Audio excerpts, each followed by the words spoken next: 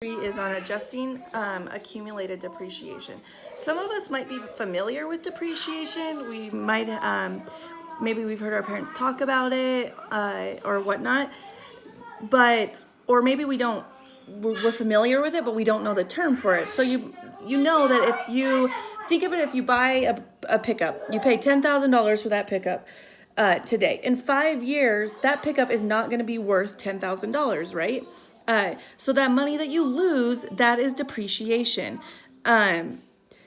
So over time, your vehicle or whatever your asset that you have, if it's a computer or a tool or whatever you need for your business, everything that you buy in 3 years, in a year, in 2 years, it's not worth the same. It's very unlikely. Some things are worth the same, but you're usually going to lose money on that, and that is called depreciation. So you can read through 450 to understand the terms. So in the loss in usefulness of a plant asset from wear and tear is called depreciation, and we know that we have a depreciation expense. Usually, like if you have an accountant for your business or whatnot, they are going to calculate. They're going to depreciate your vehicle or your assets for you over time. There's two different kinds of assets. A current asset, that is our current assets in our business, are what we're going to make money on in a year. What we're going to be able to turn over for money within a year. A plant asset is things that we're going to have for a long time. So like a ranch, maybe your feed pickup, maybe your tractors, like those are plant assets. Where like your cattle or your hay, that's a current asset. You're going to flip it within a year, right? You're going to get cash back on that. Where a plant asset, you're not. So your plant asset, and those are the ones you're going to have your depreciation expense on. Our salvage value is what it's worth at the end of its life. And then the useful life, salvage value, you can read through all of these terms. And our depreciation expense is always recorded on the income statement. So to calculate it, we do straight line depreciation. That's the most common because it's reduced the same amount every year over its life, over its current life. So it's the amount of depreciation expense for a plant asset each year of its useful life. And then whatever we pay in depreciation, if we pay $100 a year for 5 years, we're going to pay $500 in accumulated depreciation, right? So that's however much we've accumulated. That's our accumulated depreciation. And then at the end, the original cost minus what we paid in depreciation, that'll be your book value of what your item is worth. So to figure out your depreciation, you have your original cost. So they paid $2,500 for this display case. At the end of its useful life, it was worth $500. So that means that it depreciated by $2,000. So it's really not worth anything, right? So then to figure out how much you paid in your annual depreciation, they took it by how many years they paid, 5, divided by the total they paid, and they got $400 a year for the 5 years. And then accumulated depreciation, 400 by 800 was 1,200, right? Because that's a total amount of depreciation that had been recorded since they purchased that, display case. And then the book value is the original cost minus your depreciation, and that's your book value, okay? So go ahead and read through this to get a better understanding.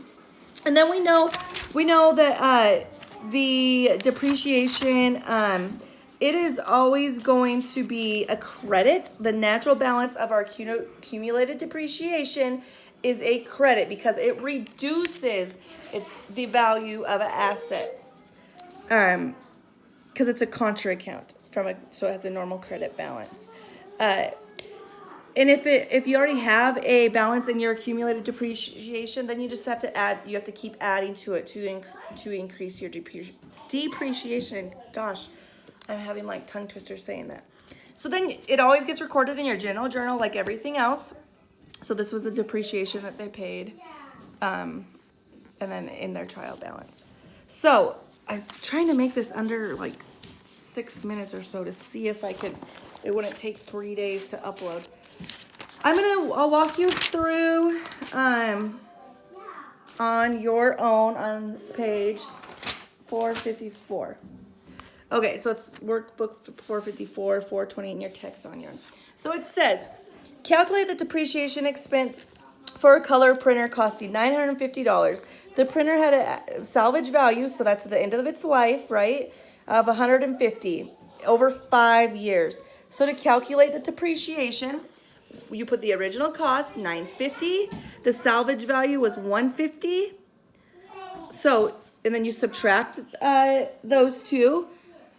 The depreciation expense was $800. So that printer is only worth, I mean, you might as well, you got your use out of it, but it's not really anything after 5 years really isn't worth a lot. And that's why they say you should never buy a brand new pickup, because you lose tons of money driving it off the lot. If you've ever heard that saying, they're talking about because it's going to depreciate so much. Okay, anyways, and then it was 5 years, right? So 800, you divide that by 5. So you got that they paid $160 a year on that. Okay, and then the book value, it says, calculate the book value at the end of its second year. We know that it was for 5 years, but they want to know the book value at the end of its second year.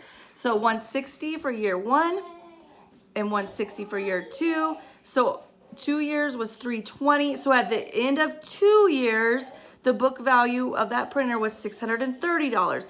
But at the end of 5 years, right, it was only worth $150. And then you just go, you'll go write it in your journal on 427, and you can follow the example. So we have, because it tells us, on December 31st, Southside Electric determined its total depreciation expense was $2150. So December 31st, depreciation expense, office equipment, because that's what that account is, right? A printer would be under office equipment. $2150 debit, and then we credit our office equipment. Okay, and then the next one was $7,440 for store equipment, and it tells you right in there, accumulated depreciation, store equipment, debit it, and then credit our accumulated depreciation. Debit our depreciation expense, credit our accumulated depreciation for the two. And then like anything else, when we write it in a general journal, we have to come write it in its own ledger, right? And you just do it debit. So then our credit, or our balance would be a debit. Depreciation for our store equipment is a debit. So then our balance is a debit, right? Because you just transfer those two. Okay, so go ahead and work through on your own. Let me know if you have any questions. So your original cost was on your own $3,750. It had a salvage value of $500, and this was for 8 years. So you just transfer that in, right? 8 years, minus it, and then go through and then make sure that you go back and you journalize it, and then you write each one in its journal ledger. Okay, let me know if you have any questions over depreciation. Okay, thanks guys.